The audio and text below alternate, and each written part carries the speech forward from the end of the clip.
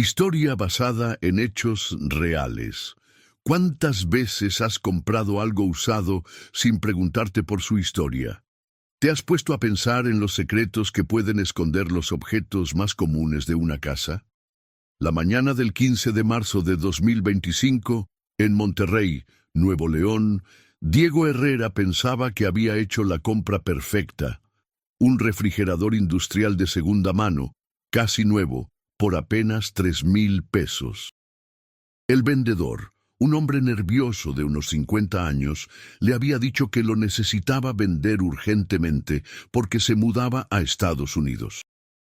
Es tuyo por ese precio, pero tienes que llevártelo hoy mismo, le había insistido el vendedor, evitando el contacto visual. Diego, dueño de una pequeña carnicería en la colonia Independencia, no podía creer su suerte.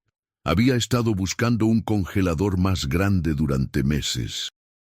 Su negocio familiar, heredado de su padre, apenas le daba para sobrevivir, pero con este refrigerador podría almacenar más carne y tal vez, solo tal vez, mejorar sus ventas. Pero aquí viene lo extraño. Cuando Diego y su hijo fueron a recoger el aparato, notaron algo peculiar.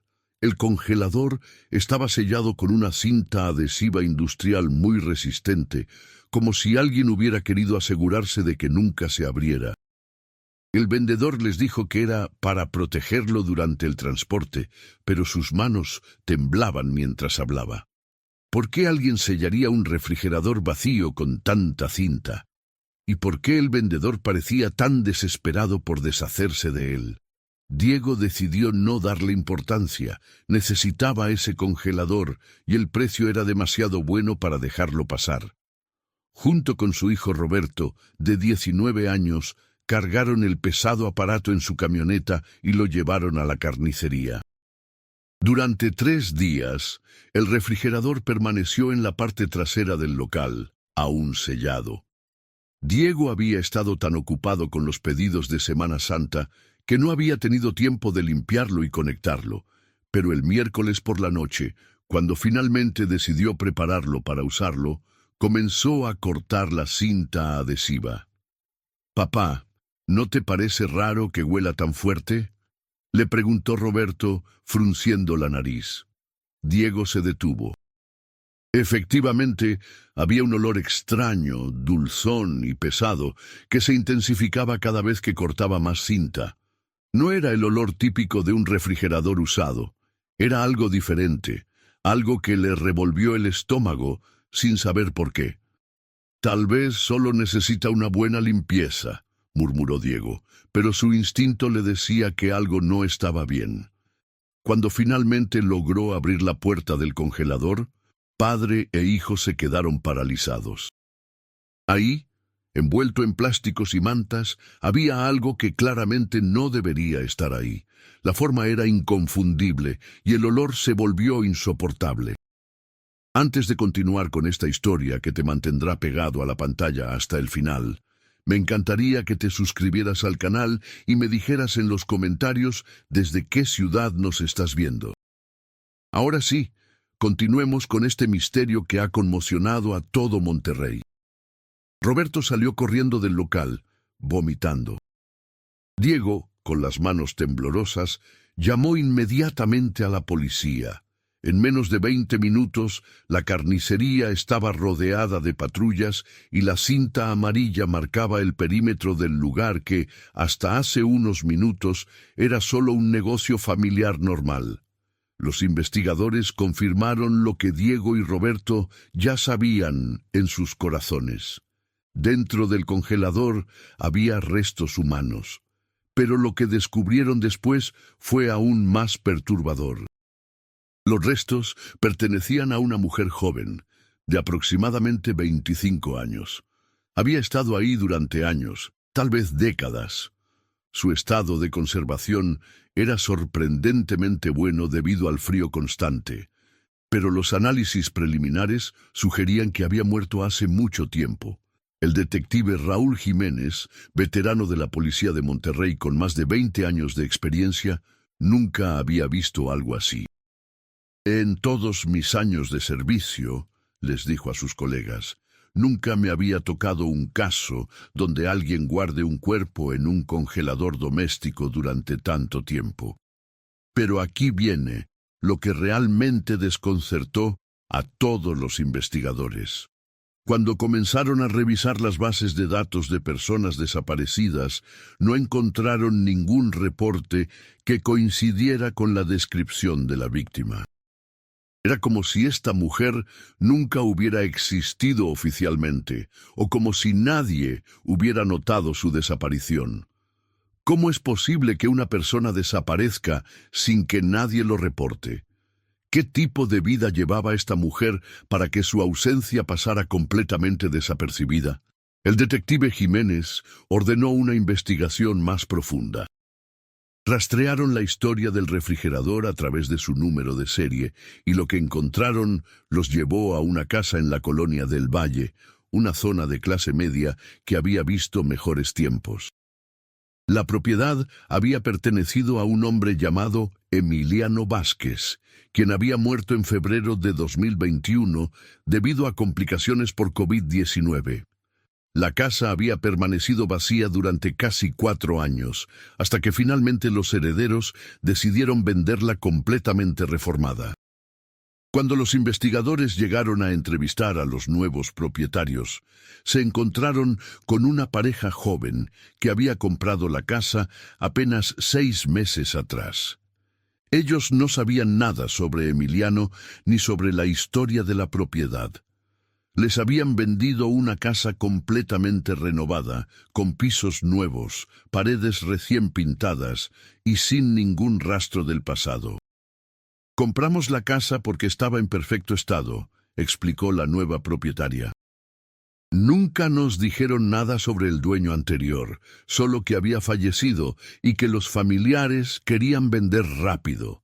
Pero cuando los investigadores revisaron los registros de propiedad, descubrieron algo que cambiaría completamente el rumbo de la investigación. La casa no había estado registrada únicamente a nombre de Emiliano Vázquez. También apareció el nombre de Constanza Morales, registrada como copropietaria, y, según los documentos, su esposa. El detective Jiménez sintió que las piezas comenzaban a moverse, pero aún no podía ver el panorama completo. Decidió buscar más información sobre esta Constanza Morales, y lo que encontró lo dejó sin palabras. En los registros civiles, Constanza aparecía no solo como esposa de Emiliano, sino también como madre de una joven llamada Elena Morales, nacida en 1980. Los documentos mostraban que Elena había vivido en esa misma casa hasta 2005, cuando aparentemente se había mudado sin dejar rastro. ¿Coincidencia? El detective Jiménez no creía en las coincidencias. Cuando compararon la edad estimada de los restos encontrados en el congelador con la fecha de nacimiento de Elena Morales, todo encajaba perfectamente. La víctima tendría aproximadamente 25 años cuando murió, exactamente la edad que Elena habría tenido en 2005. Pero si Elena era la víctima y Constanza era su madre, ¿por qué nunca reportó su desaparición? ¿Qué había pasado en esa casa en abril de 2005 que había llevado a que una hija terminara muerta en el congelador de sus propios padres? El detective Jiménez se dirigió inmediatamente a buscar el paradero actual de Constanza Morales. Los registros más recientes la ubicaban en una casa de retiro en las afueras de Monterrey, donde había estado viviendo desde la muerte de su esposo. Cuando llegó al lugar, una modesta residencia para adultos mayores, rodeada de jardines descuidados, le dijeron que Constanza, de 72 años, sufría de demencia avanzada y que sus días buenos eran cada vez menos frecuentes. Algunos días se acuerda de todo con una claridad sorprendente, le explicó la enfermera. Otros días no reconoce ni su propio nombre. Pero hay algo curioso. Siempre habla de una hija llamada Elena. Dice que la está esperando para cenar.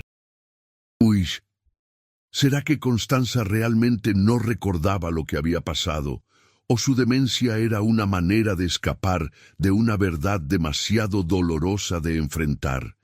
¿Y qué papel había jugado Emiliano en todo esto? Cuando el detective Jiménez se sentó frente a Constanza esa tarde, vio a una mujer frágil, de cabello completamente blanco y ojos que parecían perdidos en el tiempo. Pero había algo en su mirada que le decía que en algún lugar de su mente fragmentada, los secretos de hace 20 años seguían vivos. «Señora Morales», comenzó el detective con voz suave, «necesito preguntarle sobre su hija Elena». Al escuchar ese nombre, algo cambió en los ojos de Constanza. Por un momento, su mirada se volvió nítida, casi penetrante, como si una parte de ella hubiera despertado súbitamente. «Elena», susurró, y sus manos comenzaron a temblar. Ella no debería haber... Pero antes de que pudiera terminar la frase, su expresión se volvió confusa nuevamente, como si una cortina hubiera caído sobre sus recuerdos. ¿Qué iba a decir Constanza? ¿Qué era lo que Elena no debería haber hecho?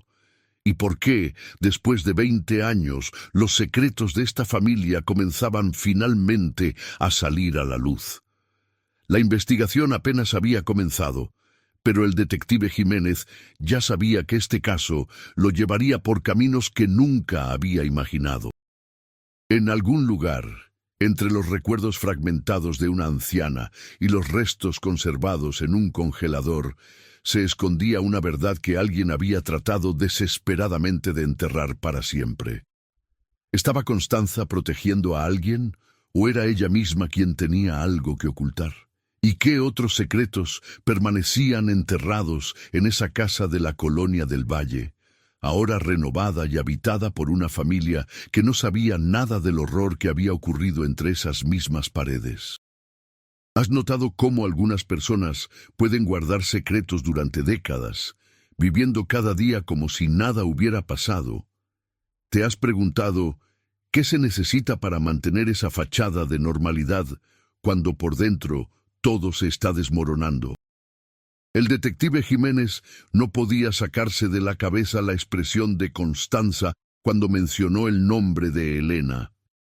Había algo ahí, escondido detrás de la neblina de la demencia, algo que luchaba por salir. Decidió que necesitaba más información antes de volver a interrogarla, y para eso tendría que reconstruir la vida de la familia Vázquez Morales tal como era en 2005. La primera pista llegó de una fuente inesperada. Mientras revisaba los archivos del caso, recibió una llamada de doña Lupita, una vecina de 80 años que había vivido en la misma calle durante más de 40 años.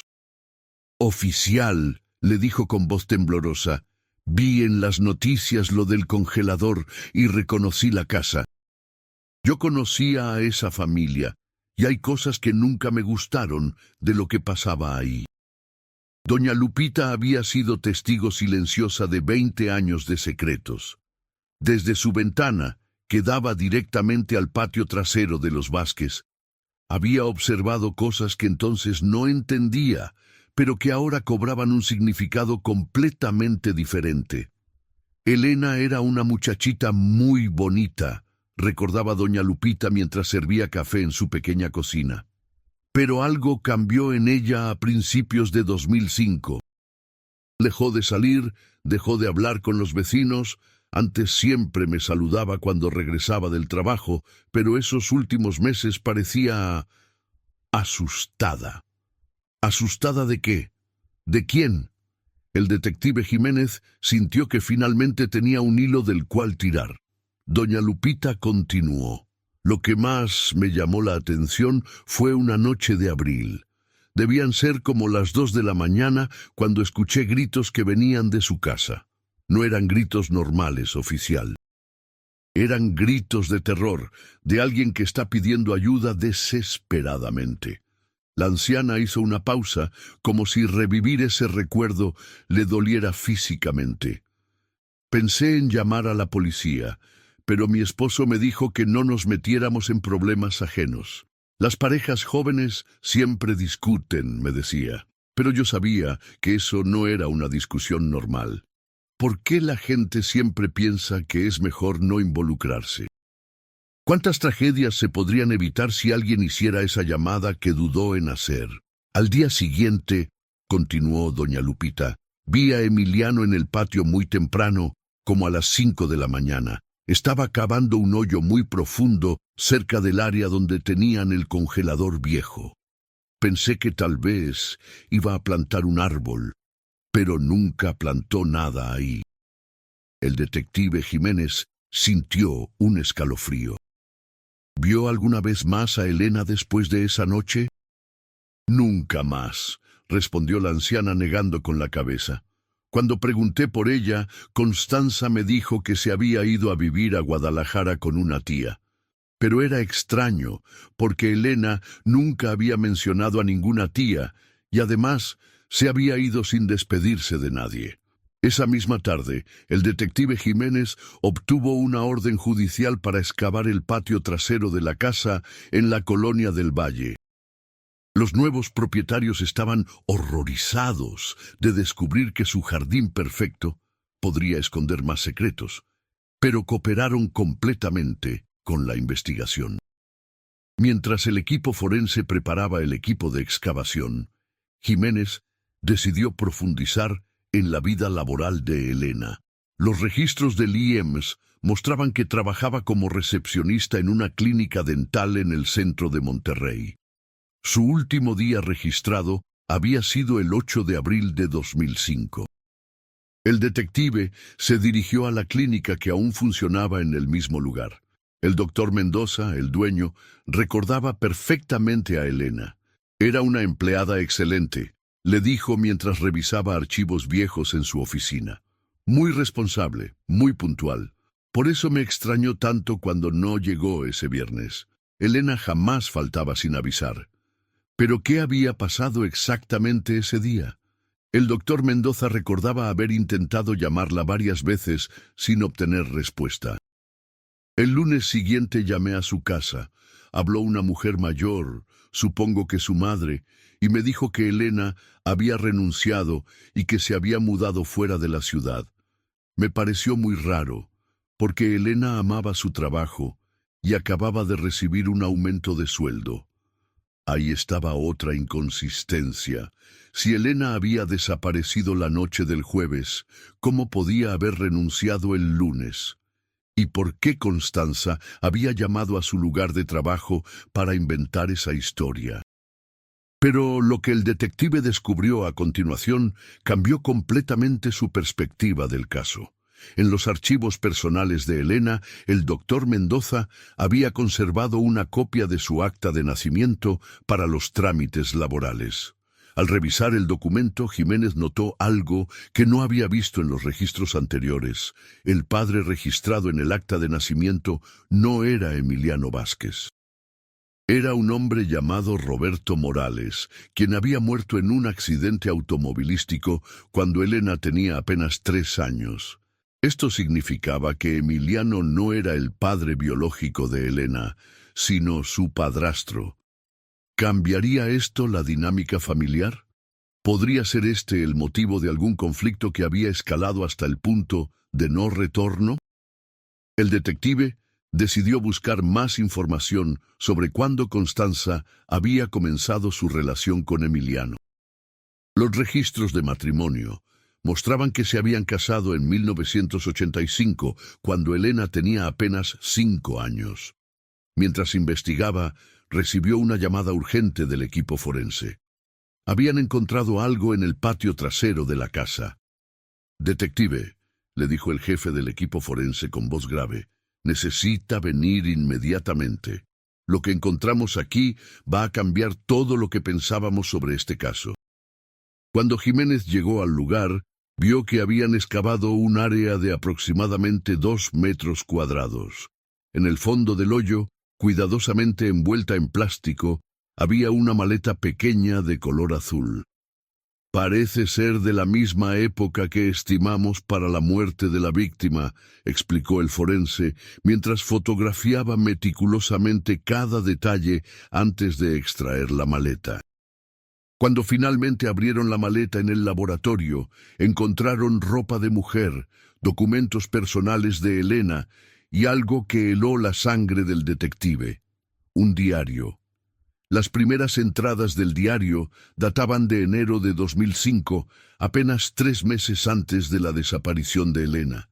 La letra era nerviosa, como si hubiera sido escrita con prisa o bajo mucho estrés. 15 de enero de 2005. No puedo seguir callando. Lo que está pasando en esta casa no es normal.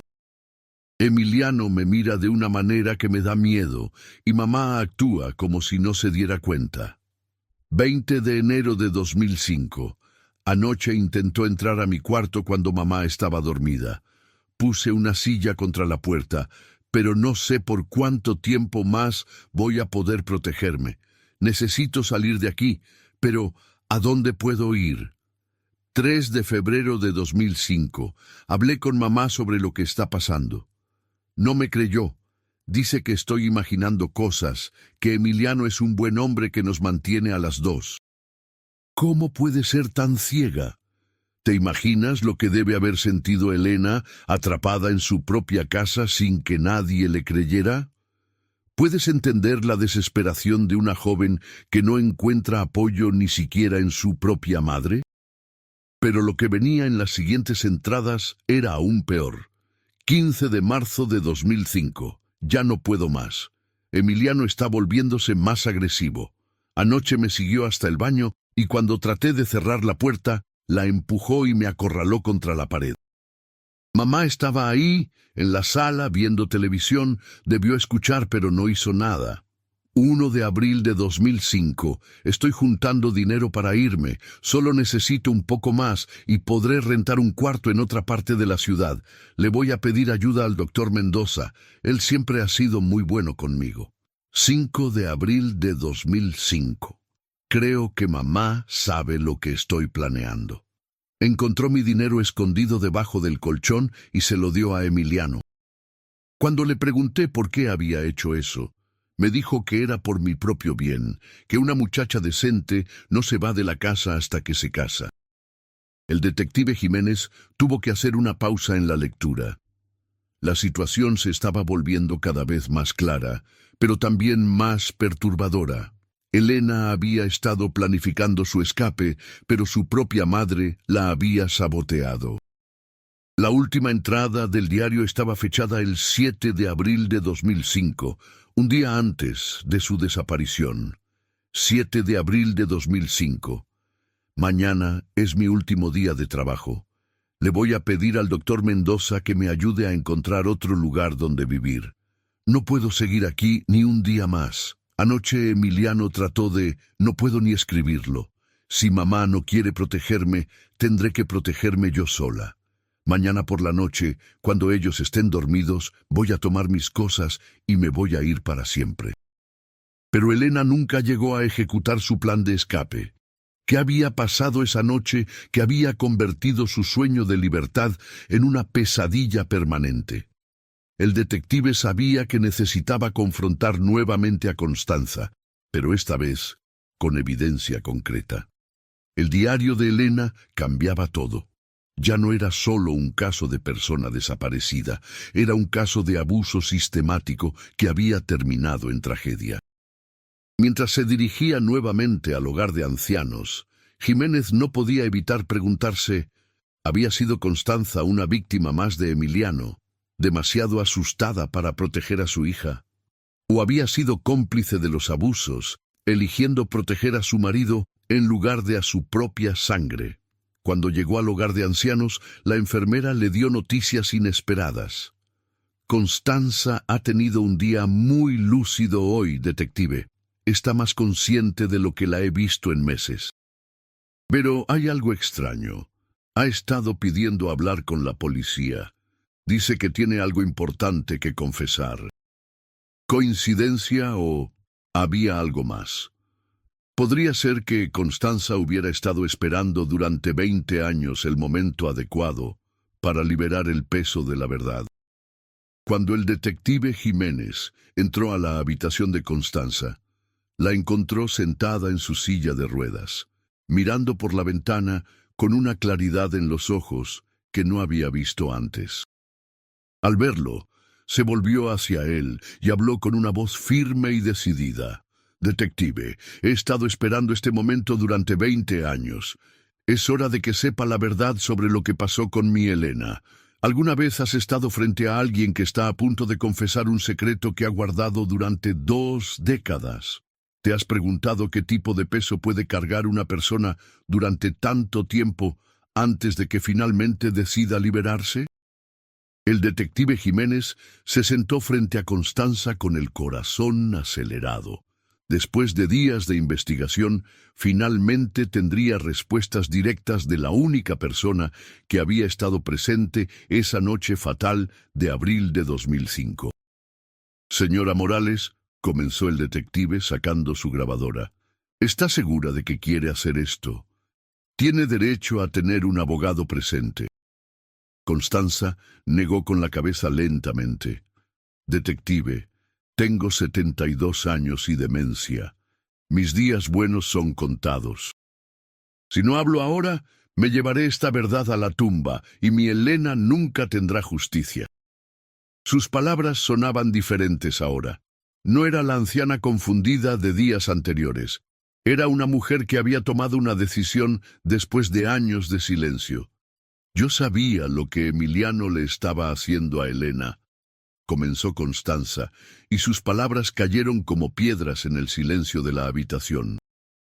«Lo supe desde el primer día, pero era demasiado cobarde para hacer algo al respecto». «¿O cómo puede una madre admitir algo así? ¿Qué clase de circunstancias pueden llevar a alguien a elegir a una pareja sobre su propia hija?» «Emiliano no siempre fue malo», continuó Constanza, como si necesitara justificarse. «Cuando me casé con él, Elena tenía 5 años y yo estaba sola, sin trabajo, sin dinero. Roberto había muerto y yo no tenía cómo mantener a mi hija. Emiliano nos dio un hogar, nos dio estabilidad». El detective Jiménez sabía que este tipo de situaciones eran más comunes de lo que la gente creía. Mujeres que se encontraban en posiciones vulnerables, dependientes económicamente de hombres que después mostraban su verdadera naturaleza. «Los primeros años fueron buenos», recordaba Constanza. «Elena lo veía como a un padre, y él se portaba bien con ella. Pero cuando Elena comenzó a crecer, a convertirse en una jovencita, algo cambió en la manera como Emiliano la miraba». «¿Cuándo notó usted ese cambio?», preguntó el detective. «Elena tenía unos 14 años cuando comencé a darme cuenta. Emiliano empezó a inventar excusas para tocarla, para estar cerca de ella. Le decía que le arreglara la corbata, que le sirviera el café directamente en las manos, cosas que antes yo hacía. ¿Por qué las señales de alarma son tan claras para algunos y tan invisibles para otros? ¿O será que Constanza sí las vio, pero eligió ignorarlas? Yo le decía que no fuera tan cariñoso con Elena, que ya estaba grande, pero él se enojaba. Me decía que yo era una exagerada, que él solo trataba de ser un buen padre». Constanza hizo una pausa larga, como si necesitara fuerzas para continuar. «La primera vez que Elena me dijo lo que estaba pasando, tenía 17 años.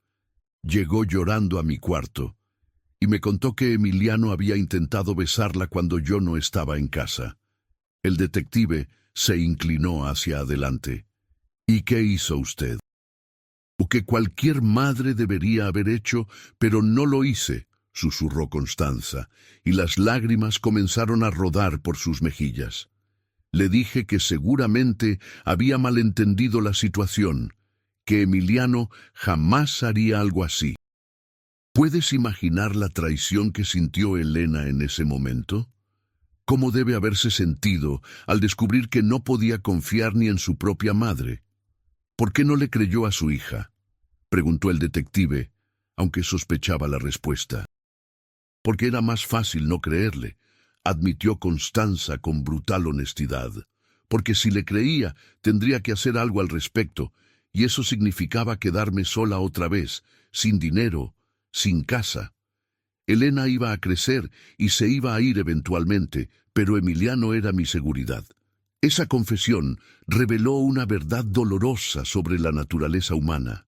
A veces, la gente no actúa por maldad, sino por miedo y supervivencia. Pero eso justifica el daño que causan a otros, especialmente a sus propios hijos. Los años siguientes fueron un infierno, continuó Constanza. Elena trataba de contarme cosas, pero yo siempre encontraba una manera de no escucharla realmente. Me convencía a mí misma de que estaba exagerando, de que Emiliano solo era cariñoso. Pero usted sabía la verdad, la presionó el detective. Sí, en el fondo sí la sabía. Especialmente cuando Elena cumplió 20 años y Emiliano comenzó a volverse más agresivo en sus intentos. Constanza describió años de una dinámica familiar tóxica, donde Elena vivía en constante estado de alerta, tratando de evitar estar sola con Emiliano, mientras Constanza fingía no ver lo que pasaba delante de sus ojos. Elena comenzó a trabajar para estar fuera de la casa el mayor tiempo posible, recordó Constanza. Trabajaba de día en la clínica dental y por las noches daba clases de inglés. Cualquier cosa para no estar en la casa. ¿Y eso no le pareció una señal de alarma? Yo me decía que Elena era muy trabajadora, que quería ser independiente. Era más fácil creer eso que enfrentar la verdad. Pero en 2005, la situación había llegado a un punto de quiebre. Elena tenía 25 años, ganaba su propio dinero y había comenzado a planear su escape de manera más seria. Elena había comenzado a amenazar con irse, explicó Constanza. Le decía a Emiliano que ya tenía edad suficiente para vivir sola, que había ahorrado dinero para rentar un apartamento. ¿Y cómo había reaccionado Emiliano a esas amenazas? Se puso furioso, recordó Constanza con un escalofrío. Decía que Elena era una malagradecida, que después de todo lo que él había hecho por nosotras, ella nos iba a abandonar. Comenzó a controlarla más, a pedirle que le entregara su sueldo completo. ¿Elena accedió a eso? Al principio sí, porque tenía miedo, pero después comenzó a esconder dinero. Yo lo sabía porque encontré billetes entre sus libros debajo del colchón. Y cuando se lo dije a Emiliano, Constanza se detuvo abruptamente, como si hubiera revelado algo que no quería admitir. Usted le dijo a Emiliano que Elena estaba escondiendo dinero. Sí, susurró Constanza, y esa simple palabra cargaba el peso de la traición más profunda. Yo fui quien se lo dijo. El detective Jiménez sintió una mezcla de horror y lástima. Esta mujer había saboteado activamente los intentos de su hija de escapar de una situación de abuso. ¿Por qué hizo eso? Porque Emiliano me había amenazado. Me dijo que si Elena se iba de la casa, él también se iría, y yo me quedaría sin nada. A los 62 años, sin trabajo, sin ahorros. Elena podía rehacer su vida, pero yo no. Ahí estaba la cruda realidad. Constanza había elegido su propia supervivencia económica sobre la seguridad de su hija. La noche del 8 de abril, continuó Constanza después de una pausa larga, Elena llegó del trabajo muy decidida. Nos dijo que al día siguiente no iba a regresar, que se iba a ir a vivir con una compañera de trabajo. ¿Cómo reaccionó Emiliano? Se puso como loco. Comenzó a gritarle que ella no se iba a ir a ningún lado, que mientras viviera bajo su techo tenía que obedecerle. Elena le gritó de vuelta, le dijo que ya no era una niña, que él no tenía derecho a controlarla. El detective podía visualizar la escena. Una joven desesperada por ser libre, enfrentándose a un hombre que había abusado de su poder durante años, mientras una madre presenciaba todo sin intervenir. ¿Y entonces qué pasó? Elena subió a su cuarto a empacar sus cosas. Emiliano la siguió y yo me quedé abajo, pretendiendo que no sabía lo que estaba pasando. ¿Cómo puede alguien quedarse inmóvil mientras escucha que su hija está en peligro? ¿Qué tipo de miedo o negación puede paralizar tanto a una persona? Escuché gritos, como a las 11 de la noche. Elena gritaba, «Déjame en paz, no me toques». Y después hubo un silencio terrible. Constanza comenzó a temblar visiblemente al recordar ese momento. Esperé una hora antes de subir. Cuando llegué al cuarto de Elena, Emiliano estaba ahí, sentado en la cama. Elena estaba en el suelo, no se movía. Tenía sangre en la cabeza. ¿Estaba muerta? No lo sé. Emiliano dijo que se había caído, que había tropezado y se había golpeado la cabeza contra la mesa de noche. Pero yo vi sus manos alrededor del cuello de Elena. El detective sintió que finalmente estaba llegando al corazón del misterio, pero algo no encajaba completamente. ¿Emiliano la estranguló? Yo no estoy segura. Todo pasó muy rápido. Elena no respiraba, pero no sé si fue por el golpe en la cabeza o por lo otro. Esta ambigüedad sobre la causa exacta de la muerte explicaría por qué los análisis forenses aún no habían llegado a una conclusión definitiva. Y después, ¿qué hicieron? Emiliano me dijo que teníamos que deshacernos del cuerpo, que si llamábamos a la policía nos iban a culpar a los dos. Me dijo que nadie nos iba a creer que había sido un accidente. Pero ¿por qué Constanza había accedido a participar en encubrir la muerte de su propia hija? Tenía miedo, admitió Constanza. Miedo de que me culparan por no haber protegido a Elena, miedo de ir a la cárcel, miedo de quedarme sin nada. Emiliano me convenció de que era la única manera de salir de esto. ¿Cómo decidieron esconder el cuerpo en el congelador? Fue idea de Emiliano. Dijo que ahí nadie la buscaría, que podríamos pensar en qué hacer después. Pero los días pasaron, y después las semanas, y nunca encontramos una manera de deshacernos de ella apropiadamente. ¿Te imaginas vivir 20 años con el cuerpo de tu hija escondido en el congelador de tu propia casa? ¿Cómo puede alguien seguir con su vida normal sabiendo que eso está ahí? ¿Cómo pudieron vivir así durante 20 años? Emiliano selló el congelador y lo puso en la parte de atrás del patio. Fingimos que Elena se había ido a Guadalajara. Yo llamé a su trabajo para renunciar por ella. Inventé la historia de la tía. Pero usted tenía que saber que algún día alguien descubriría la verdad. Pensé que cuando nosotros muriéramos, la verdad se moriría con nosotros. Nunca imaginé que el congelador terminaría en manos de otra persona.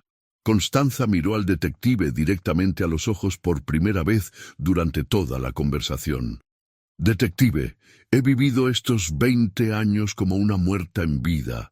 Cada día me despertaba pensando en Elena, preguntándome si las cosas habrían sido diferentes si yo hubiera sido valiente. La demencia casi fue una bendición, porque en mis días malos no recordaba lo que habíamos hecho.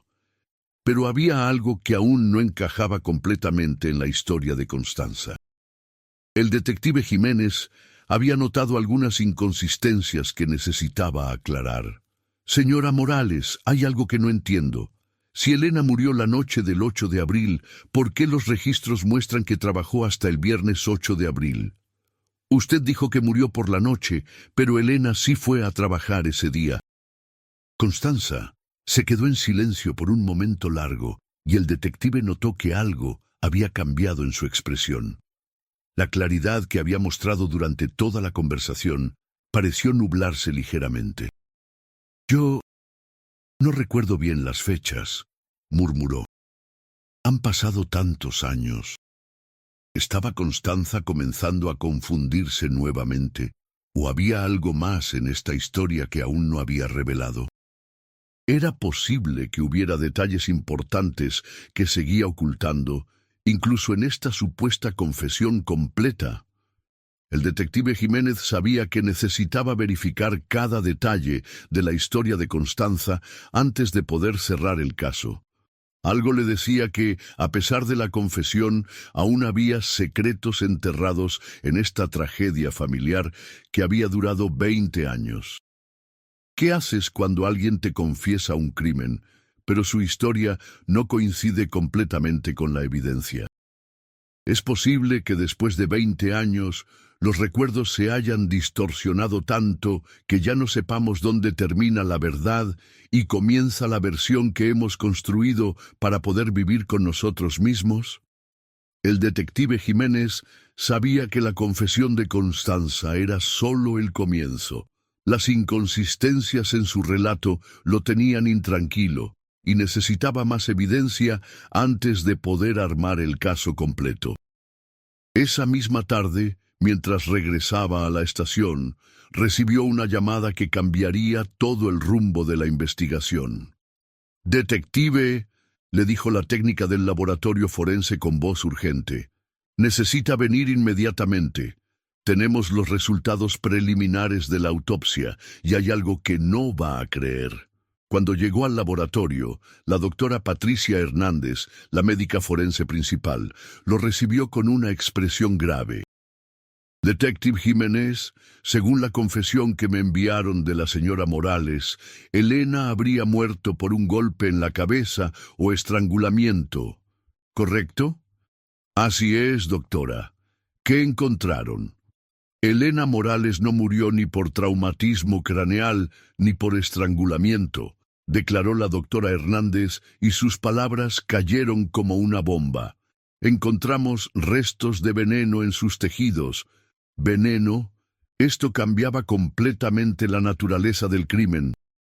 Ya no estaban hablando de un crimen pasional o un accidente que había salido mal. Estaban ante un asesinato premeditado. «¿Qué tipo de veneno?» «Estricnina», respondió la doctora. «Una dosis letal que le habría causado convulsiones severas y muerte en aproximadamente 30 minutos después de la ingesta». El detective Jiménez se sentó pesadamente en una silla. La estricnina no era algo que se pudiera conseguir fácilmente y definitivamente no era algo que alguien usaría en un arrebato de ira. «Doctora, ¿es posible conseguir estricnina en México?» «Bueno, la estricnina se usaba comúnmente como raticida hasta los años 90. Después se prohibió su venta al público, pero en 2005 aún había stock viejo en algunas ferreterías y tiendas de productos agrícolas. ¿Pero quién habría tenido acceso a la estricnina? ¿Emiliano? ¿Constanza? ¿O había una tercera persona involucrada que aún no habían identificado?» «Hay algo más», continuó la doctora Hernández. «Por el estado de conservación del cuerpo, pudimos determinar que Elena comió aproximadamente 2 horas antes de morir. En su estómago encontramos restos de mole, arroz y tortillas. Esto significaba que Elena había cenado en casa la noche que murió. No había sido atacada de sorpresa, había compartido una comida familiar antes de ser envenenada». El detective Jiménez sabía que necesitaba confrontar a Constanza nuevamente, pero esta vez con información que desmontaba completamente su versión de los hechos. Cuando llegó al hogar de ancianos al día siguiente, encontró a Constanza en uno de sus días malos. Parecía confundida y no lo reconoció inicialmente. «Señora Morales», le dijo el detective gentilmente, «soy el detective Jiménez. Ayer hablamos sobre Elena». Al escuchar el nombre de su hija, Constanza pareció volver parcialmente a la realidad. «Elena, sí, mi niña. ¿Ha vuelto ya de Guadalajara?» Esta regresión a la historia falsa que habían mantenido durante 20 años era perturbadora.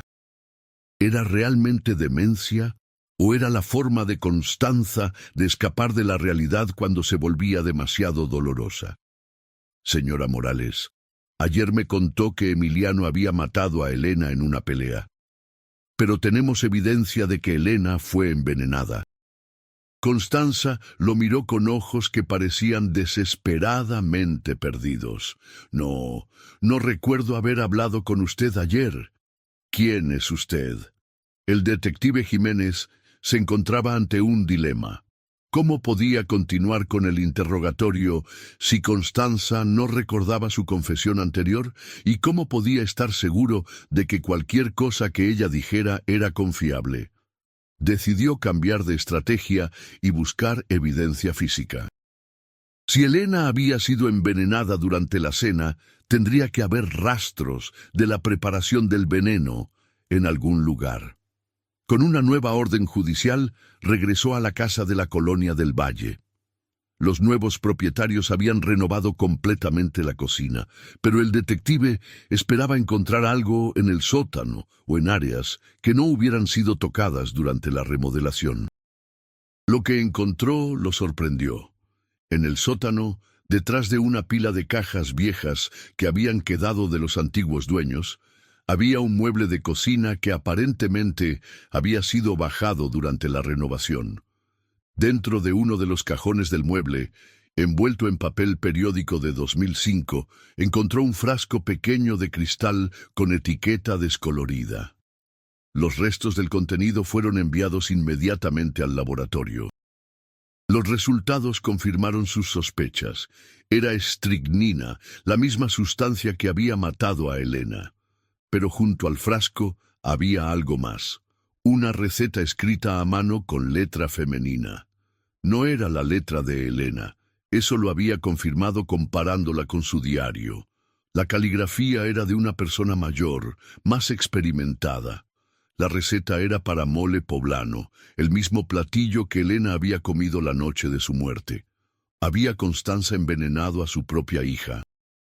¿Era posible que la confesión de ayer hubiera sido una versión editada de la verdad, donde culpaba a Emiliano para protegerse a sí misma? El detective decidió investigar más sobre la vida de Constanza. En los archivos del hospital, encontró que había trabajado como enfermera auxiliar en los años 80 antes de casarse con Emiliano. Esto le habría dado conocimiento sobre medicamentos y sus efectos. También descubrió algo perturbador en los registros médicos. Emiliano había sido tratado en el Hospital General de Monterrey el 9 de abril de 2005, un día después de la muerte de Elena, por síntomas de intoxicación alimentaria severa. Los síntomas descritos en el expediente médico eran consistentes con envenenamiento por estricnina, pero en dosis no letal. ¿Había Constanza intentado envenenar a Emiliano también, pero él había comido menos de la comida envenenada? Esta nueva información pintaba un cuadro completamente diferente. Tal vez Constanza no había sido la madre cobarde que permitió el abuso de su hija. Tal vez había sido una mujer desesperada que había decidido tomar justicia en sus propias manos.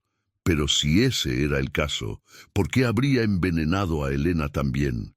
¿Había sido un accidente o había habido algo más siniestro en sus motivaciones? El detective Jiménez necesitaba más información y sabía dónde buscarla. En el diario de Elena había mencionado que tenía una amiga en el trabajo, alguien que tal vez sabía más sobre su situación familiar. Regresó a la clínica dental y preguntó al doctor Mendoza si recordaba a alguna empleada que hubiera sido cercana a Elena. Sí, había una muchacha que trabajaba como asistente dental, recordó el doctor. Se llamaba Patricia Ruiz. Eran muy amigas, siempre almorzaban juntas. El doctor le dio la información de contacto que tenía en sus archivos viejos. Patricia ahora tenía 45 años y trabajaba como enfermera en un hospital privado. Cuando el detective la contactó, Patricia accedió inmediatamente a reunirse con él. Elena era mi mejor amiga, le dijo Patricia mientras tomaban café en una pequeña cafetería cerca del hospital. Sabía todo sobre su situación en casa y estaba muy preocupada por ella. ¿Elena le había contado sobre los abusos de su padrastro? Sí, pero no solo eso. También me había contado algo sobre su mamá que me pareció muy extraño. ¿Qué había descubierto Elena sobre Constanza que era lo suficientemente significativo como para compartirlo con su mejor amiga? Elena había encontrado pastillas en el cuarto de su mamá, explicó Patricia. Eran antidepresivos muy fuertes y Elena estaba preocupada porque su mamá las estaba tomando con alcohol. Esto añadía otra capa de complejidad a la situación familiar. ¿Había Constanza estado lidiando con problemas de salud mental que habían afectado su juicio? Pero hay algo más, continuó Patricia. La semana antes de que Elena desapareciera, me dijo que había escuchado a su mamá hablando por teléfono con alguien sobre resolver el problema de una vez por todas. Elena sabía con quién estaba hablando su madre. No, pero dijo que la conversación la había asustado mucho. Elena pensó que tal vez su mamá estaba planeando echarla de la casa, o algo así. Pero ¿qué tal si Constanza había estado planeando algo mucho más drástico que simplemente echar a Elena de la casa? Patricia, ¿Elena le mencionó alguna vez si había comida especial o cenas familiares programadas? Patricia pensó por un momento. Sí, de hecho, Elena me dijo que su mamá había insistido en hacer mole poblano el jueves por la noche. Dijo que era extraño porque su mamá rara vez cocinaba platos elaborados, especialmente entre semana. Ahí estaba la conexión. Constanza había planeado esa cena específica, había preparado el mole ella misma y había agregado estricnina a la mezcla. Pero quedaba la pregunta más perturbadora de todas. Si Constanza había envenenado el mole para matar a Emiliano por los abusos hacia Elena, ¿por qué Elena también había muerto? ¿Había sido un error trágico o había habido una motivación más oscura detrás de las acciones de Constanza? El detective Jiménez sabía que necesitaba una confesión completa de Constanza, pero ¿cómo podía conseguirla cuando ella alternaba entre lucidez y confusión? ¿Y cómo podía estar seguro de que cualquier cosa que ella dijera era la verdad completa después de 20 años de mantener una mentira? La respuesta llegó de una fuente inesperada. Esa tarde recibió una llamada de la enfermera del hogar de ancianos. «Detective», le dijo con voz nerviosa, «Constanza ha estado pidiendo hablar con usted urgentemente. Dice que hay algo importante que no le dijo ayer, algo sobre la noche que murió Elena, pero dice que solo se lo dirá si usted le promete que va a entender por qué lo hizo». ¿Qué nueva revelación tenía Constanza? ¿Y estaría finalmente lista para admitir toda la verdad sobre lo que había pasado esa noche de abril de 2005? Cuando el detective llegó al hogar de ancianos esa noche, encontró a Constanza completamente lúcida, pero visiblemente agitada. Sus manos temblaban y había un brillo extraño en sus ojos. «Detective», le dijo tan pronto como él entró a la habitación, «necesito contarle la verdad completa antes de que sea demasiado tarde. La historia que le conté ayer no era completamente cierta». ¿Has estado alguna vez frente a alguien que está a punto de revelar una verdad tan terrible que sabes que cambiará todo lo que creías saber sobre la naturaleza humana? ¿Te has preguntado si hay secretos tan oscuros que es mejor dejarlos enterrados? El detective Jiménez se preparó para escuchar lo que presentía sería la confesión más perturbadora de su carrera. Constanza lo miraba con una intensidad que no había visto antes, como si hubiera tomado la decisión final de liberar un peso que había cargado durante 2 décadas. «Detective», comenzó Constanza con voz temblorosa pero firme, «yo maté a Elena». Pero no fue como se lo imaginan.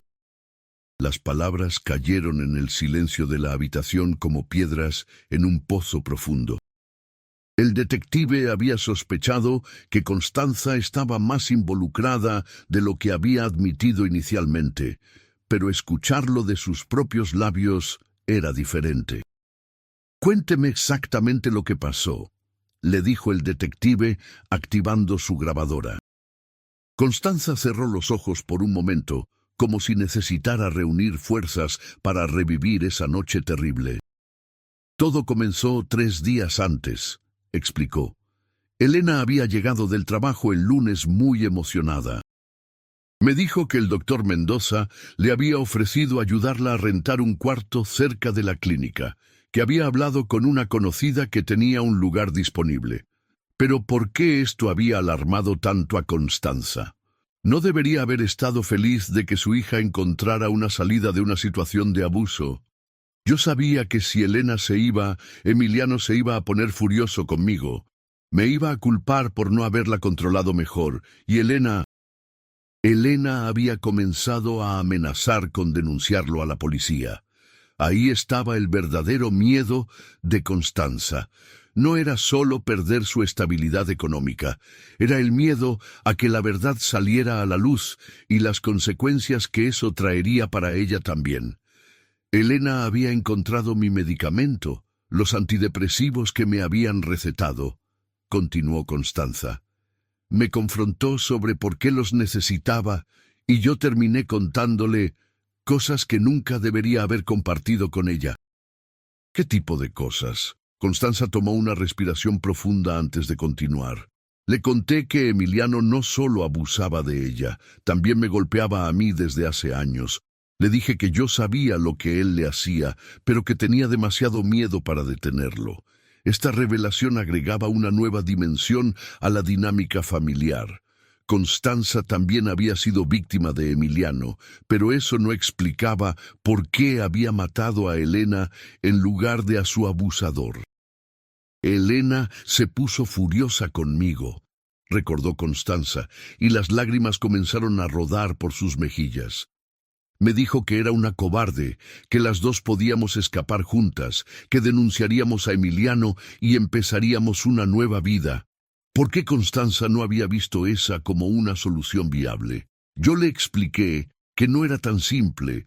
Emiliano tenía contactos en la policía, conocía gente poderosa. Me había amenazado con que si yo lo denunciaba, él se aseguraría de que yo terminara en la cárcel, acusada de ser cómplice. El detective Jiménez sabía que estos casos de abuso sistemático a menudo involucraban amenazas de este tipo, diseñadas específicamente para mantener a las víctimas silenciadas. Pero Elena no entendía, continuó Constanza. Ella era joven, creía que la justicia siempre triunfa. Me dijo que si yo no la ayudaba a denunciar a Emiliano, ella lo haría sola. ¿Y qué había significado eso para Constanza? Elena me dio un ultimátum. Me dijo que tenía hasta el viernes para decidir si la iba a apoyar para denunciar a Emiliano o si prefería seguir siendo su cómplice. Si yo no accedía para el viernes, ella iría sola a la policía el lunes siguiente. Ahí estaba la presión que había llevado a Constanza a tomar la decisión más terrible de su vida. Yo sabía que si Elena denunciaba a Emiliano sola, él se las iba a arreglar para hacerle ver como si ella fuera una mentirosa que estaba inventando todo. Y después, él nos iba a hacer pagar a las dos por la humillación. Pero ¿cómo había llegado Constanza a la conclusión de que matar a Elena era la solución? El miércoles por la noche, cuando Elena no estaba en casa, Emiliano me golpeó peor que nunca. Me dijo que sabía que Elena estaba planeando algo, y que si yo no la controlaba, las consecuencias iban a ser terribles para las dos. Constanza se tocó instintivamente las costillas, como si aún pudiera sentir el dolor de esa golpiza de hace 20 años. Esa noche, mientras Emiliano dormía, busqué en internet maneras de resolver el problema. Encontré información sobre venenos, sobre cómo conseguir estricnina. La premeditación era clara. Constanza había planeado el asesinato durante días. Mi plan original era envenenar a Emiliano, admitió Constanza. Pensé que si él moría, Elena y yo finalmente estaríamos seguras. Conseguí la estricnina de un señor que vendía productos para controlar plagas en el mercado. Pero entonces, ¿qué había salido mal? El jueves por la tarde, Cuando llegué del mercado con la estricnina, encontré a Elena empacando sus maletas. Me dijo que había cambiado de opinión sobre darme hasta el viernes. Iba a irse esa misma noche y el viernes iría directamente a la policía. Constanza hizo una pausa larga, como si necesitara reunir fuerzas para la parte más difícil de su confesión. Yo le supliqué que esperara, que me diera más tiempo para convencer a Emiliano de que nos dejara ir a las dos, pero Elena me dijo algo que cambió todo. ¿Qué le dijo? Me dijo que ya no confiaba en mí, que había perdido el respeto por mí años atrás cuando no la protegí. Me dijo que yo era tan culpable como Emiliano por permitir que siguiera abusando de ella. El detective podía ver el dolor en los ojos de Constanza al recordar esas palabras. Y después me dijo algo peor, continuó Constanza con voz apenas audible. Me dijo que cuando hablara con la policía, les iba a contar que yo sabía todo lo que pasaba y que nunca hice nada para detenerlo, que yo también merecía ir a la cárcel. ¿Te imaginas el impacto de escuchar a tu propia hija decir que mereces ir a la cárcel? ¿Puedes entender cómo esas palabras podrían empujar a alguien que ya estaba al límite hacia una decisión irreversible? En ese momento, explicó Constanza, me di cuenta de que no importaba lo que hiciera, mi vida estaba arruinada. Si Emiliano seguía vivo, él nos torturaría a las dos. Si yo lo mataba, pero Elena hablaba con la policía, yo terminaría en la cárcel de todas formas. Entonces decidió matar a Elena. No fue una decisión racional, admitió Constanza. Fue como si algo se rompiera dentro de mí. Había pasado años sacrificando todo por mantener a Elena segura y ahora ella me odiaba por eso. Constanza describió cómo había convencido a Elena de que cenaran juntos en familia una última vez antes de que se fuera. Elena había accedido pensando que era un gesto de reconciliación. Preparé el mole como siempre lo hacía, pero agregué la estricnina solo al plato de Elena, explicó Constanza. Pensé que si Elena moría, yo podría decir que se había suicidado por la presión de denunciar a Emiliano, que no había podido soportar la idea de destruir a la familia. Pero ¿cómo había planeado explicar la desaparición del cuerpo? Mi plan era llevar el cuerpo al cementerio esa misma noche y enterrarlo en la tumba de mi madre, que había muerto el año anterior. Pensé que nadie buscaría ahí. ¿Pero qué salió mal? Emiliano también comió del mole, explicó Constanza. Yo había puesto la estricnina en la olla principal, pensando que solo Elena serviría de ahí, pero Emiliano llegó tarde del trabajo y sirvió directamente de la olla. Por eso Emiliano había terminado en el hospital con síntomas de intoxicación. Había comido menos cantidad del mole envenenado que Elena. Cuando me di cuenta de lo que había pasado, entré en pánico. Elena estaba muerta, Emiliano estaba enfermo y yo no sabía qué hacer. ¿Y cómo había llegado a la decisión de esconder el cuerpo en el congelador? Emiliano se recuperó después de 2 días en el hospital, continuó Constanza. Cuando regresó a casa y vio el cuerpo de Elena, pensó que yo lo había envenenado a él también y que Elena había muerto por accidente. ¿Él le creyó esa versión? Sí, porque yo le dije que había puesto veneno para ratas en su comida después de que me golpeara, pero que Elena había comido sin que yo me diera cuenta. Emiliano pensó que Elena había sido una víctima colateral de mi intento de matarlo a él.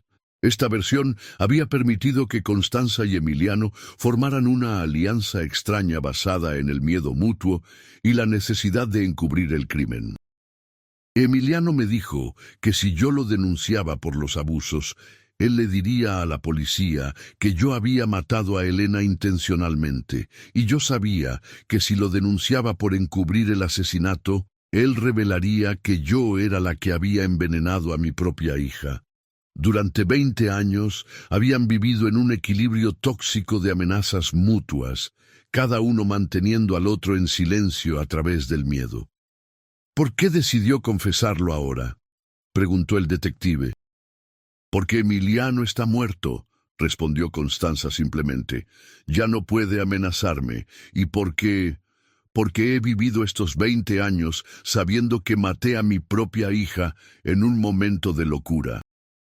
Constanza miró directamente al detective, con ojos llenos de lágrimas, pero también de un extraño alivio. Elena tenía razón sobre mí, detective. Yo merecía ir a la cárcel hace 20 años. Merecía perder todo por no haber protegido a mi hija cuando pude hacerlo.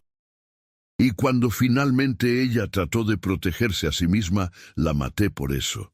El detective Jiménez se quedó en silencio por varios minutos, procesando la confesión completa. No había héroes en esta historia, solo víctimas que se habían convertido en victimarios, y decisiones desesperadas que habían llevado a consecuencias irreversibles. Señora Morales, le dijo finalmente, va a tener que venir conmigo para formalizar esta confesión en la estación. Lo sé, respondió Constanza con una extraña calma. Estoy lista. He estado esperando este momento durante 20 años. Mientras el detective llamaba para que enviaran un carro patrulla, Constanza le hizo una última pregunta que lo perseguiría durante años. Detective, ¿cree usted que hay perdón para alguien como yo? Alguien que mató a su propia hija porque tenía más miedo de enfrentar las consecuencias de sus propias decisiones que de perder a la persona que más amaba en el mundo. El detective Jiménez no tenía respuesta para esa pregunta, pero sabía que el caso de Elena Morales le había enseñado algo terrible sobre la naturaleza humana, que a veces las personas más peligrosas no son los monstruos obvios, sino aquellas que toman las decisiones más terribles cuando se sienten completamente atrapadas. Pero esta era realmente toda la verdad, ¿o había aún más secretos esperando ser descubiertos en esta historia de 20 años de silencio y mentiras? ¿Alguna vez has pensado que conoces toda la verdad sobre una historia solo para descubrir que hay una última capa de secretos que cambia todo lo que creías saber? ¿Te has preguntado si la justicia puede realmente servirse después de 20 años? ¿O si el tiempo convierte todo en una sombra gris donde ya no existe el bien y el mal absolutos? El detective Jiménez pensó que el caso estaba cerrado después de la confesión completa de Constanza. Pero 3 días después, mientras procesaba el papeleo en la estación, recibió una llamada que lo obligaría a reconsiderar todo una vez más. «Detective», le dijo la recepcionista, «hay un hombre en la entrada que dice tener información sobre el caso de Elena Morales. Dice que es urgente y que ha estado tratando de decidir si hablar durante días». El hombre que esperaba en el área de recepción era de aproximadamente 50 años, nervioso, con las manos temblorosas de alguien que había tomado una decisión difícil después de mucho tiempo de dudas. «Mi nombre es Arturo Sánchez», se presentó cuando el detective lo llevó a una sala de interrogatorios. Yo era amigo de Emiliano Vázquez. Hemos sido amigos desde la preparatoria. ¿Qué podría saber este hombre que cambiara lo que ya habían descubierto sobre la muerte de Elena? «Detective», comenzó Arturo con voz temblorosa, «vi en las noticias que arrestaron a la esposa de Emiliano por el asesinato de Elena. Pero hay algo que usted necesita saber, algo que Emiliano me confió antes de morir». El detective Jiménez sintió un familiar escalofrío de anticipación. Después de 20 años en el trabajo, había aprendido a reconocer cuando estaba a punto de escuchar algo que cambiaría todo el caso. «¿Qué le dijo Emiliano?». Arturo se frotó las manos nerviosamente antes de responder. En febrero de 2021, cuando Emiliano estaba internado con COVID y sabía que se estaba muriendo, me pidió que fuera a visitarlo. Me dijo que tenía algo en su conciencia que no podía llevarse a la tumba. ¿Había Emiliano confesado algo diferente a lo que Constanza había revelado? Emiliano me dijo que Elena no había muerto como todos pensaban, continuó Arturo. Me dijo que Constanza había confesado, pero que su confesión no era completamente verdadera. El detective se inclinó hacia adelante. ¿En qué sentido no era verdadera? Emiliano me dijo que él había descubierto que Elena estaba planeando denunciarlo, exactamente como dijo Constanza, pero me dijo que cuando llegó a casa esa noche del jueves, Elena ya estaba muerta. Esto contradecía parte de la confesión de Constanza, quien había dicho que Elena había muerto después de cenar juntos. Según Emiliano, explicó Arturo, cuando él llegó del trabajo, encontró a Constanza en la cocina llorando histéricamente. Elena estaba en el suelo de la sala, ya sin vida. ¿Y qué le dijo Constanza que había pasado?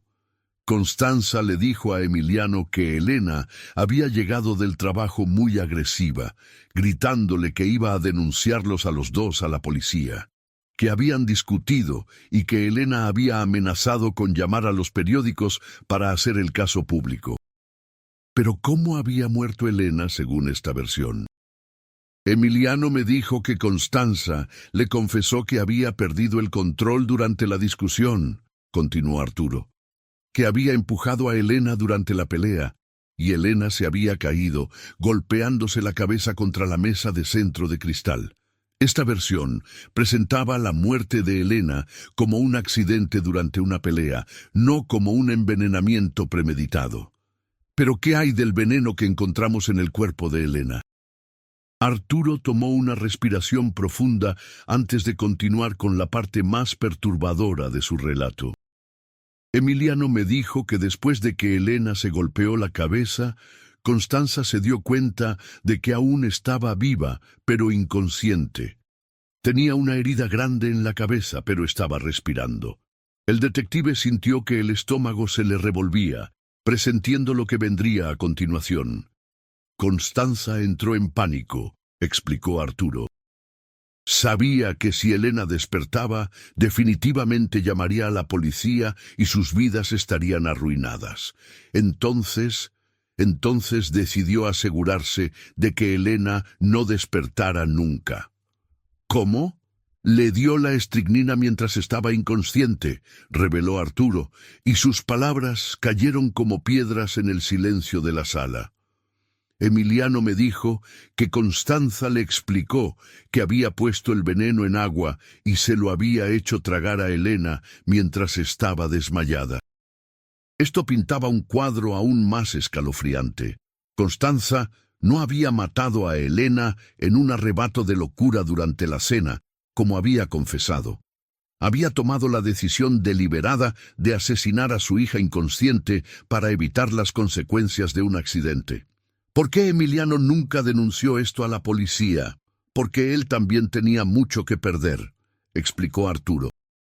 Constanza le dijo que si él la denunciaba por el asesinato, ella revelaría todos los años de abuso que él había cometido contra Elena.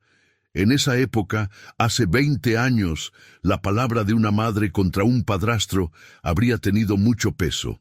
Además, Emiliano había ayudado a esconder el cuerpo y a mantener la mentira durante 2 décadas, lo que lo convertía en cómplice después del hecho.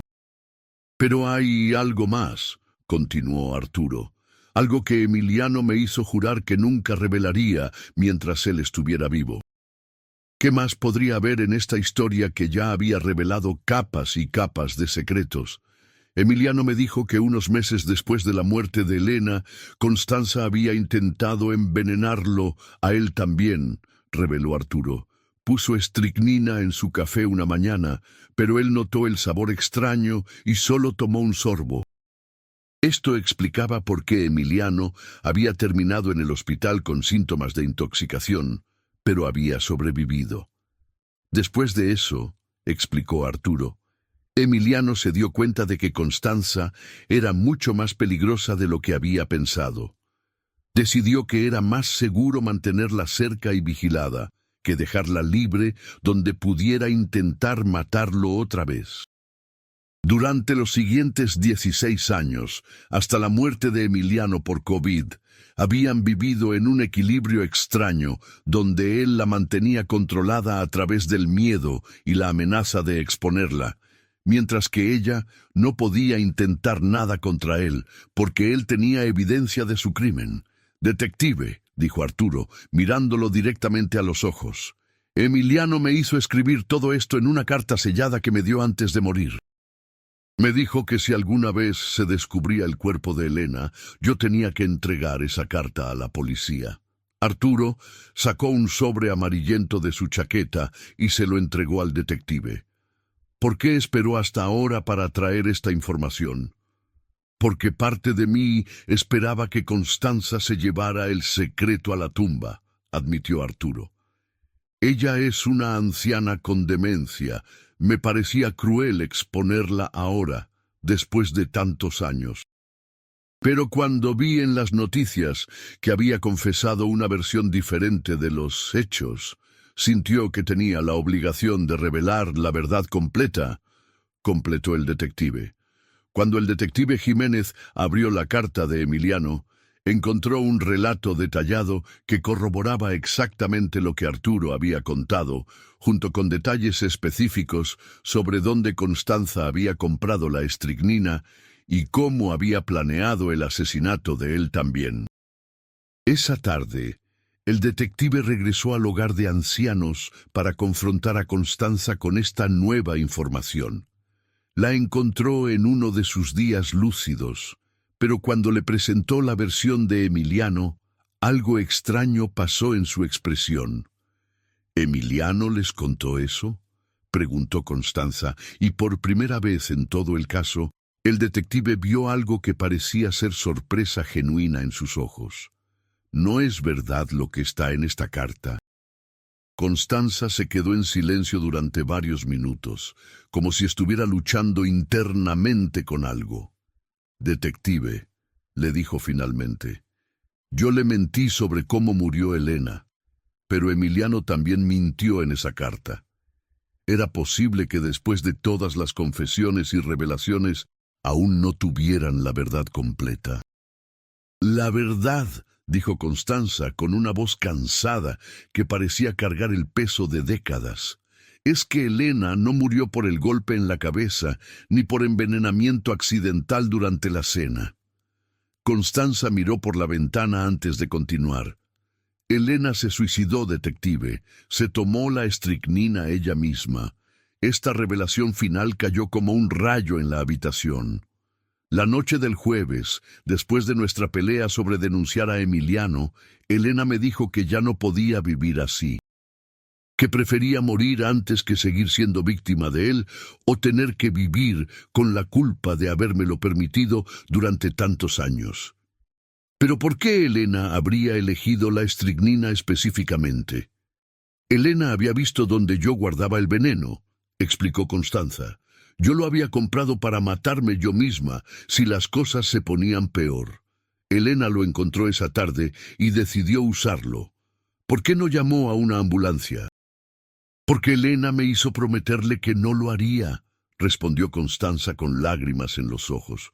«Me dijo que si yo la salvaba, ella nunca me perdonaría, que esta era la única manera de que las dos fuéramos libres». Según Constanza, Elena había calculado la dosis exacta para que fuera letal, pero no inmediatamente, dándole tiempo para despedirse de su madre. «Elena murió en mis brazos, detective», susurró Constanza. «Me pidió perdón por odiarme durante tantos años y me dijo que entendía por qué yo no había podido protegerla. Me pidió que viviera una vida mejor después de que ella se fuera». Pero entonces, ¿por qué Constanza había inventado todas las otras versiones de la historia? Porque no podía soportar que la gente supiera que mi hija había preferido morir antes que seguir viviendo en la casa que yo había permitido que se convirtiera en su infierno, explicó Constanza. Era más fácil dejar que me culparan a mí por matarla, que admitir que Elena había perdido tanto la esperanza que eligió el suicidio. El detective Jiménez se encontró en una situación única en su carrera. tenía 3 versiones diferentes de la misma muerte: accidente durante una pelea, envenenamiento premeditado y suicidio. Y cada versión venía de una fuente que tenía motivos para mentir o distorsionar la verdad. La investigación forense adicional reveló evidencia que apoyaba elementos de las 3 versiones. Había rastros de estricnina en un vaso que había sido lavado, pero no desinfectado completamente, lo que sugería que Elena había preparado la mezcla ella misma. También había evidencia de una pelea en la sala, con muebles movidos y una mancha de sangre en la mesa de cristal. Al final, el detective Jiménez tuvo que aceptar que después de 20 años, la verdad exacta sobre cómo había muerto Elena Morales tal vez nunca se conocería completamente. Lo que sí sabía era que una joven de 25 años había perdido la vida en circunstancias trágicas, víctima de un sistema familiar tóxico que había fallado en protegerla. Constanza fue procesada por encubrimiento de muerte y obstrucción a la justicia, pero debido a su edad avanzada y demencia, fue sentenciada a arresto domiciliario en una institución médica especializada. El fiscal decidió no procesar cargos de asesinato debido a las inconsistencias en la evidencia y las múltiples versiones contradictorias de los hechos. En sus últimas conversaciones con el detective, Constanza reveló algo que tal vez fuera lo más cercano a la verdad completa que jamás obtendrían. Detective, tal vez Elena no se mató físicamente con sus propias manos, y tal vez yo no la maté intencionalmente con las mías. Pero los dos sabíamos, Elena y yo, que la situación que habíamos creado en esa casa la iba a matar eventualmente. La única diferencia es que ella tuvo el valor de ponerle fin, y yo no. El caso de Elena Morales se cerró oficialmente 6 meses después, pero dejó preguntas que perseguirían a todos los involucrados durante años. ¿Había Elena realmente elegido el suicidio o había sido víctima de un asesinato elaboradamente encubierto? ¿Era Constanza una madre que había fracasado en proteger a su hija o una asesina que había construido múltiples versiones para evitar la responsabilidad completa? Lo que sí quedó claro fue la lección más dolorosa de todas, que el silencio, cuando se mantiene durante demasiado tiempo, puede ser tan letal como cualquier veneno. Elena había vivido años pidiendo ayuda de maneras sutiles, y cuando finalmente encontró el valor para hablar claramente, ya era demasiado tarde. El detective Jiménez, ahora retirado, a menudo reflexiona sobre el caso cuando pasa por la colonia del Valle. La casa donde vivió la familia Vázquez Morales ahora es hogar de una familia joven, con niños pequeños que juegan en el mismo patio donde una vez estuvo enterrado un secreto terrible. A veces se pregunta si las paredes de esa casa aún guardan los ecos de los gritos de Elena, o si la renovación completa logró borrar no solo la evidencia física, sino también la memoria de la tragedia que ocurrió ahí. Pero tal vez la verdadera lección del caso de Elena Morales no está en saber exactamente cómo murió, sino en entender por qué su vida se volvió tan insoportable que la muerte, en cualquiera de sus formas, pareció la única salida. 20 años después de su muerte, Elena Morales finalmente había encontrado su voz. Su historia, aunque terrible, sirvió como un recordatorio de que el silencio nunca protege a las víctimas, solo protege a quienes prefieren no ver, no escuchar y no actuar cuando la justicia todavía es posible. Y tal vez, después de todo, esa sea la verdad más importante que emergió de ese congelador en una carnicería de Monterrey. Que los secretos, no importa cuán profundamente los enterremos, eventualmente encontrarán una manera de salir a la luz. La pregunta que queda para todos nosotros es, ¿estaremos listos para escuchar cuando eso suceda? ¿O seguiremos eligiendo el silencio cómodo sobre la verdad incómoda.